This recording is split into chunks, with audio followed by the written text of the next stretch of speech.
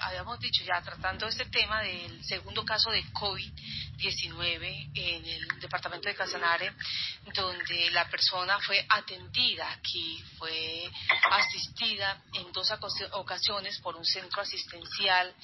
Se le confirmó que podía ser un paciente para recibir la prueba COVID-19 y efectivamente así se le dijo a la EPS. La EPS ordenó esta prueba, se tomó la prueba y del momento en que eso sucedió hasta la fecha pasaron varios días. Eso automáticamente hizo reflexionar a todas las entidades de salud. Y esas entidades, y especialmente los trabajadores, ya los médicos, las enfermeras jefe, las auxiliares de enfermería, todos ellos están diciendo, bueno, de aquí en adelante cómo va a ser la atención, porque si pasamos de la etapa de contención, donde nos explicaba ayer la presidenta de la Asociación Colombiana de Sociedades Científicas, la cirujana plástica Lina Triana, que en ese momento todavía se podía tener control de poder identificar qué casos eran importados y qué otros casos ya habían sido por transmisión, y llevar como esa línea, ese hilo para saber posibles casos que pasaban. Pero ya pasamos esa fase, se nos salió de las manos en Colombia, ahora la contingencia es mayor y en este momento depende ya de la atención que se dé en los centros asistenciales. Pues para hablar de eso tenemos a la presidente de la Asociación Colombiana de Sociedades Científicas, la doctora Lina Triana. Nuevamente, bienvenida, doctora Lina, a Contacto Noticias. Buenos días, ¿cómo están? Como siempre, gracias por estos espacios para poder educar a los colombianos y que de esa manera podamos contener de la mejor manera el virus. Me refiero que no nos contagiemos unos a otros. Sí, señor. Ayer usted nos decía, bueno, ya pasamos la fase de contención. Ahora, ¿en qué fase es que estamos y por qué es que es mayor el esfuerzo que se debe hacer? Bueno, es importante tener en cuenta que, como decía ayer, el virus ya está en la calle, quiere decir que cualquiera lo puede portar, así no venga del extranjero. Antes, en la fase de contención, mirábamos las cadenas, o sea, la persona que estaba contagiada, y podíamos mirar hacia atrás dónde venía de dónde había sido contagiada la persona, y casi siempre tenía un contacto de alguien que había contraído la enfermedad fuera de nuestro país. Hoy en día no, hoy en día ya puede uno contraer la enfermedad estando en nuestro país, de una misma persona que está viviendo en nuestro país, porque las cadenas ya están rotas. Entonces se llama fase de mitigación. Entonces, lo más importante ahora es que paremos el contagio de una persona con otra. Al principio, los esfuerzos a nivel nacional estaban dedicados a examinar o hacer diagnóstico de pacientes que hubieran tenido el riesgo de venir fuera del país o haber estado en contacto con personas que habían estado fuera del país. Ya esto ha cambiado, por eso la autorización de las pruebas rápidas por el Ministerio, para poder tener más acceso a pruebas y de esa manera poder tener un mejor muestreo de dónde están las áreas donde más gente está siendo diagnosticada, porque quiere decir es donde más está el virus en la calle, y hay que tomar pues medidas más importantes o de respeto, digamos así, hacia los contagios para poder de esa manera que digamos lo podamos tener menos contagiados en nuestro país. Porque ustedes saben que por cada paciente eso ha cambiado de país en país, pero inicialmente se podría decir que una persona contagiada podía contagiar a 2,5 o 2,8 o hasta 3 personas más. Entonces eso es lo que queremos que no esté sucediendo en nuestro país. Y aquí es importante la noticia que les dieron a ustedes, a los oyentes, esta mañana con respecto al personal de salud y a las personas que van a empezar a llegar a sus servicios de salud. Porque si bien ayer mismo lo decíamos, es muy importante que ese personal de salud esté bien protegido por varias razones. La primera razón es obvio, no queremos que nuestro personal de salud se infecte, porque si nuestro personal de salud se infecta, cuando tengamos la emergencia sanitaria, cuando empecemos a tener muchos casos en un mismo día, no vamos a tener los médicos, porque ya los tenemos enfermos. Y obviamente, segundo, si no protegemos bien a esos médicos salen de sus hospitales, van a su casa y contagian a su familia. Entonces no estamos parando la cadena, estamos promoviendo la cadena. Entonces es tan importante que el personal médico tenga los insumos adecuados. El personal médico hoy en día, con esta emergencia de COVID, no debe atender pacientes, si en mi área hay COVID, no debe atender pacientes si no tiene los insumos necesarios para su protección. Repito, ¿por qué? Porque son dos riesgos importantes. Uno, ese personal de la salud se va a enfermar y no lo vamos a tener cuando más lo necesitamos. Y dos, ese personal de salud sale de su trabajo y obviamente está en el potencial de infectar a su familia, a su núcleo familiar. Y así propagar la enfermedad. No estamos haciendo nada. Cuando se habla de insumos necesarios para la protección, exactamente cuáles son esos elementos para que de una vez se pueda tener claro ese tema también, porque de pronto no falta la IPS que entrega un tapabocas y les dan los guantes, pero no más. Entonces, para ir como dejando claro cuáles son esos elementos de protección. Pues, idealmente, primero, ese personal médico o asistencial idealmente debería llevar su ropa normal. Cuando llegue a su trabajo, ponerse su ropa de trabajo. O sea, hacer un cambio de ropa antes y después de salir de la institución para que no lleve esa ropa consigo, ¿cierto? Segundo, para que no lleve esa ropa para acompañar. Segundo, obviamente, debe tener su tapabocas ante todo paciente. Recuerda que nosotros cuando hacemos el examen tenemos una distancia menor de 2 metros para 3 pacientes. Por eso tenemos que protegernos con el tapabocas, idealmente. Obviamente, y aprender a hacer las medidas de higiene. Bueno, muchas veces, como está con el tapabocas que está seguro, igual se toca la cara, igual se pasa el virus. Recuerda que el virus no solo se contagia por el aerosol, por la respiración, sino por el contacto. Esa es la manera como más se dispersa el virus, por el contacto. Entonces, debo, repito, ponerme el tapabocas, ponerme los guantes y también si voy a tener aspersiones, o sea, vamos a tener personas tosiendo enfrente mío y eso también debemos usar nuestra protección de gafas y idealmente depende ya cómo se encuentren en el hospital. Podrían usar camisas de manga larga o bata de manga larga para que de esa manera tenga menos contacto con la secreción del paciente. Pero para aquellos que atienden urgencias sería por lo menos un tapabocas, unos guantes y unas gafas y saberlas usar bien. Me refiero, cada vez que se va a tocar la cara, primero se debe retirar sus implementos. Primero se debe quitar los guantes, lavarse las manos y ahí quitarse el tapabocas y desechar el tapabocas. Eso sería lo que se debería hacer. Ya para aquellos que estén ya en hospitalización en piso con pacientes COVID, cambia la cosa, porque ellos sí deben estar mejor preparados y obviamente con tapabocas más N95, que son los que más protegen al paciente cuando ya tenemos una sala COVID. N95, sí. Tapabocas N95. Doctora, hay en este momento un cuestionamiento que se ha hecho porque pareciera que todavía no hay claridad científica en el caso de una persona que tiene COVID-19 y se acerca 2 o 3 o 4 personas. ¿En qué momento esa persona que tiene COVID-19 realmente puede estar contagiando a los demás? ¿Eso es de manera inmediata? Si a mí me dio, yo puedo estar contagiando a los demás, o hay que esperar 24, 48, 72 horas. ¿Cómo lo tienen ustedes estipulado? Cuando una persona está en contacto con otra persona que tiene que tiene el COVID-19, esa persona puede estar contagiándolo así no tenga síntomas. Sin embargo, para empezar a tener los anticuerpos o la parte de diagnóstico, si le toman la muestra hoy no va a tener, posiblemente pueda salir negativo. Por eso hay que repetirla. Normalmente se debe tomar a los 3 días del contacto y a los 7 días, que los 7 días cuando más se debe tener. Entonces lo que se hace con la prueba de screening es tomar la prueba de screening inicialmente y después repetirla a los 7 días para de esa manera confirmar que sí tenga la enfermedad. Ya.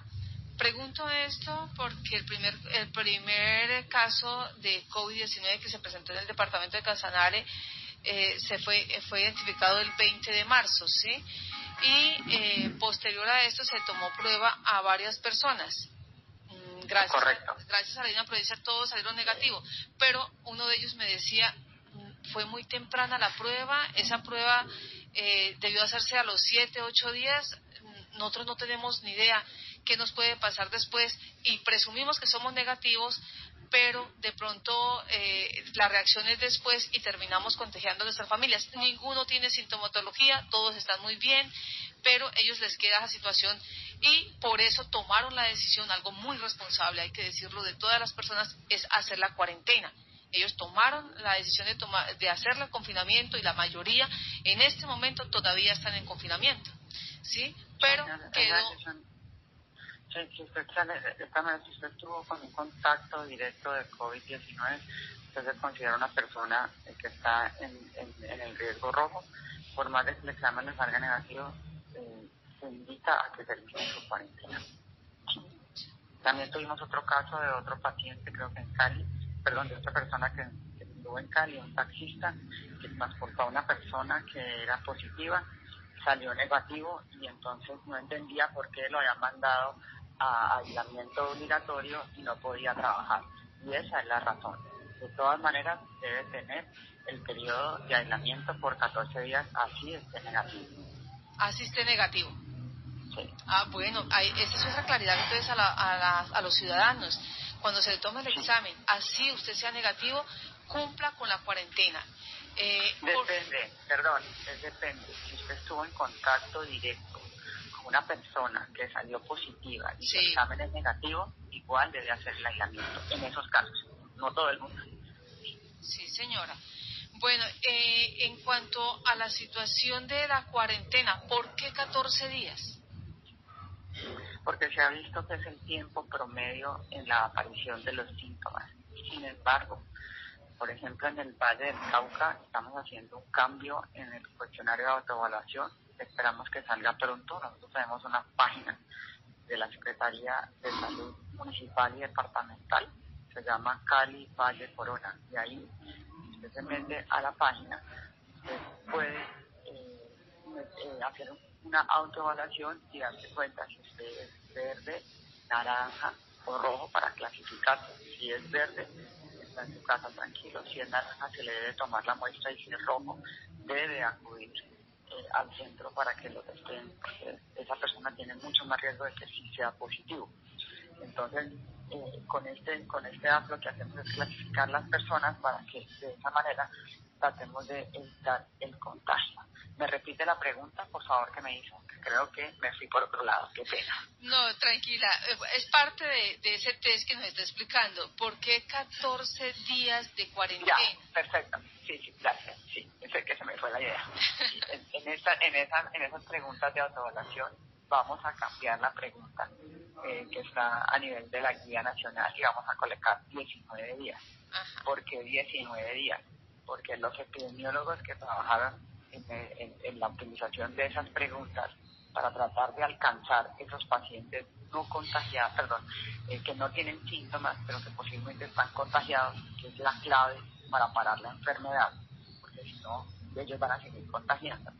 Esos epidemiólogos aquí del Valle del Cauca, de Cali, consideran que de acuerdo a los estudios debemos tener la pregunta por 19 días y no por 14.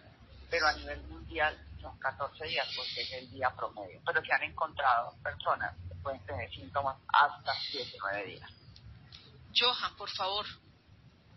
Sí, Marta, quería preguntarle a la doctorina, muchas veces lo hemos repetido nosotros desde los medios de comunicación, pero también queremos que lo diga una persona desde la parte científica. ¿Qué pasa con estos cócteles de medicamentos que han circulado en las redes sociales? ¿Qué pasa con estos remedios caseros? ¿Hay alguno que ya haya sido comprobado, si bien no para curar el coronavirus, por lo menos para mitigar el impacto que tiene el virus? Desafortunadamente no hay suficiente evidencia científica ahora para que todos salgamos a comprar esos medicamentos que nos dicen. Esos medicamentos tienen unos efectos adversos importantes, así que no debemos salir como locos a comprarlos porque sí. En algunos centros los han dado a nivel de, digámoslo, investigación, y se hacen esos protocolos en algunos centros precisamente para tratar de sacar estudios que a futuro muestren si sirven o no sirven. Pero en este momento no sería correcto uno mandar a toda la población a que tomara esos medicamentos que pueden traer enfermedades o efectos adversos a la población. Lo que sí está bien claro es que como es una gripa, debemos tomar lo que tomamos para una gripa, acetaminofén, mucha agua, hidratación, porque algo sí importante que se ha comprobado es que si tomamos AINES, o sea, cualquier derivado, cualquier medicamento antiinflamatorio, como por ejemplo naproxeno, Celecoxib, cualquiera, para no decir nombres comerciales, otros nombres comerciales a la cabeza, por ejemplo, aspirina o Advil, cualquiera de esos que uno compra y que tiene en su casa, se ha visto que el que toma esos medicamentos aumenta la virulencia o aumenta los síntomas severos de la enfermedad. Entonces, un llamado a la población es que precisamente no tome esos medicamentos. Precisamente una de las preguntas que está sacando el Ministerio nuevas para las autoevaluaciones es esa. ¿Usted consume regularmente AINES? Porque esa persona posiblemente si contrae la enfermedad le va a dar más fuerte. Entonces, invitación a la población, si tiene síntomas gripales, solamente tome acetaminofén y medidas para la gripe como una buena hidratación. No tome antiinflamatorios. Permítame, yo sé que usted lo acaba de decir, pero en palabras más coloquiales, ¿por qué solo acetaminofén? Ayer me mandaron exactamente una foto, me decían, de una vereda, me decían, mire, la niña tiene gripa, tos, está en esta situación, y mire lo que me envían, esto es injusto, acetaminofén. ¿Por qué? Y para ellos es casi imposible que sea acetaminofén por lo económico, porque es lo que envían para todo, pero en este caso, ¿por qué?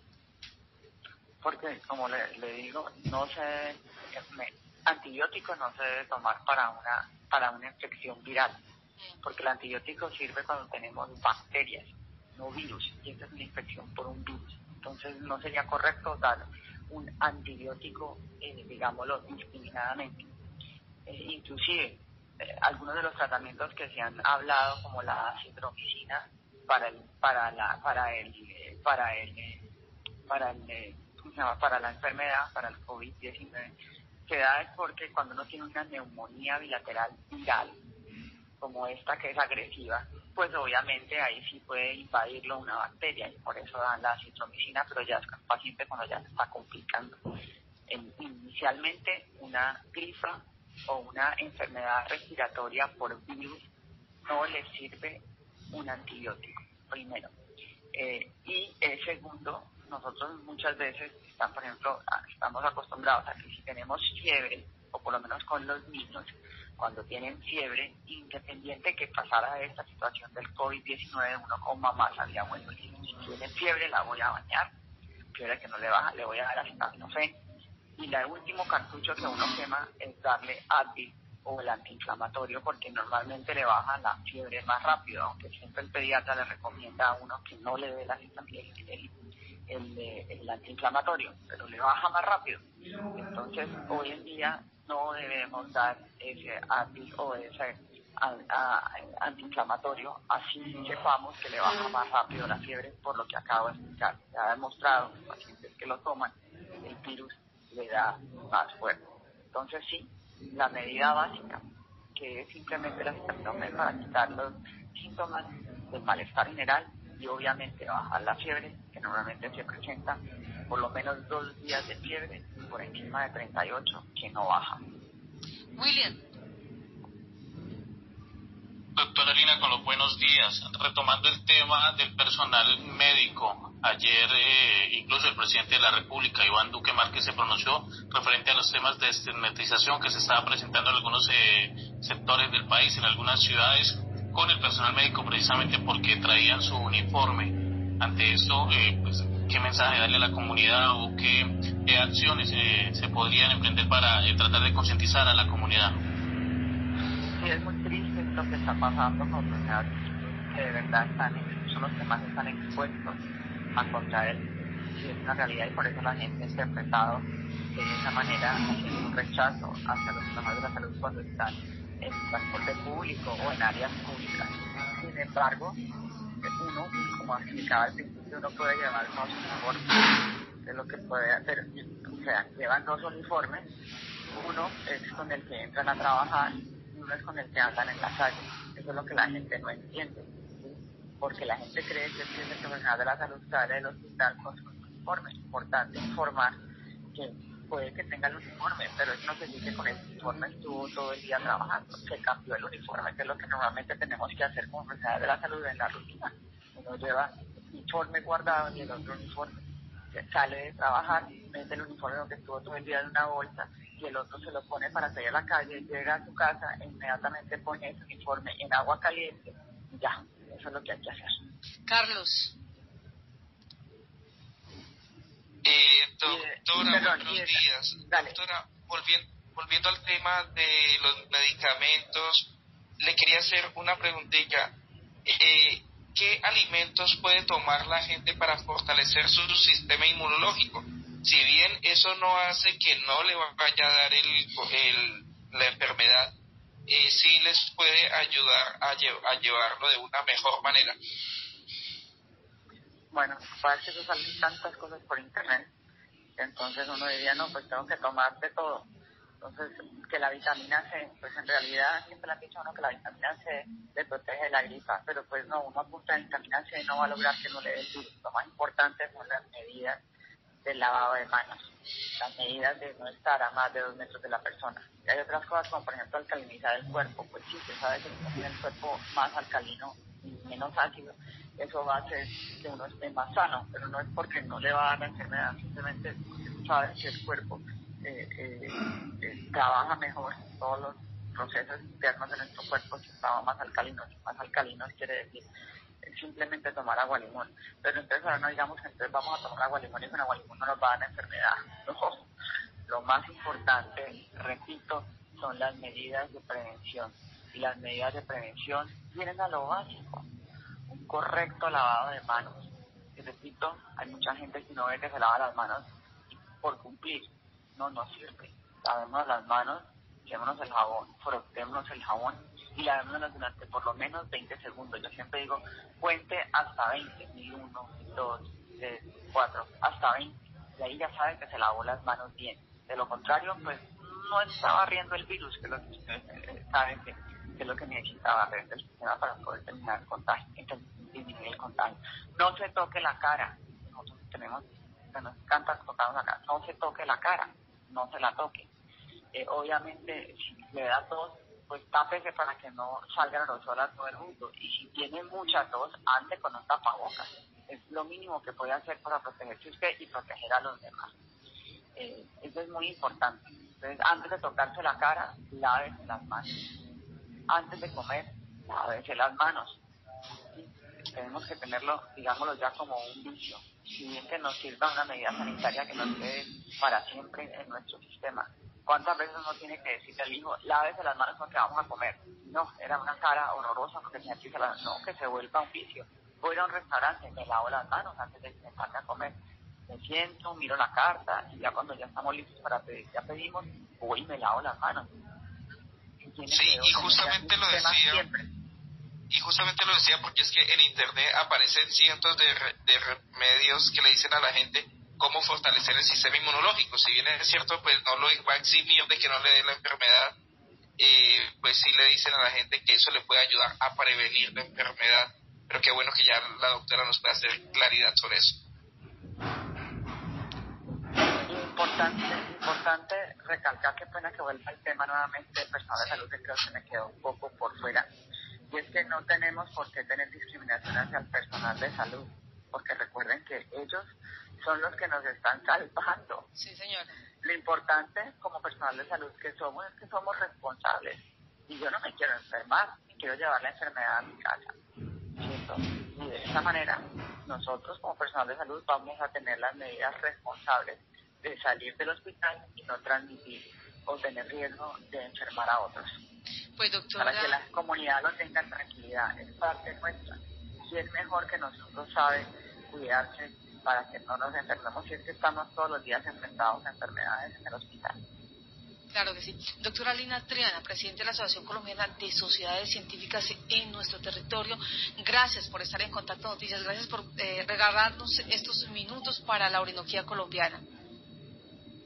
Con mucho gusto a ustedes, espero haya servido para que cada uno de nosotros sea cada vez más responsable.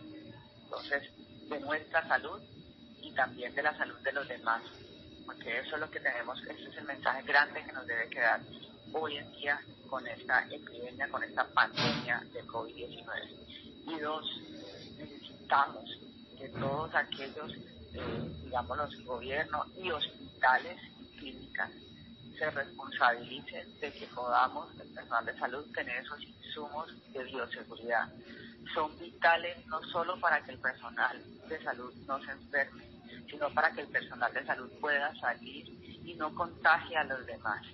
Entonces, más que apabullar o chiflar o rechazar al personal de salud, rechacemos a aquellos que no dan esa bioseguridad al personal de salud y que ese personal de salud, en ese afán, en esa necesidad de servir a los demás, muchas veces se enfrenta a la población sin esa protección adecuada. Entonces, más que apabullar o rechazar al personal de salud, vamos a apabullar o a rechazar a aquellas entidades que no den la bioseguridad a ese personal de salud. Claro que sí, doctora. Y la otra parte viene ya con los empresarios, con los dueños de clínicas particulares, privadas y también con las oficiales para que se busquen los recursos, se busque esa logística y se garantice esa seguridad de nuestros médicos, enfermeras, auxiliares, porque dependemos de esa línea. A usted, mil gracias. Que tenga buen día. Muchas gracias a usted. Hasta luego. 7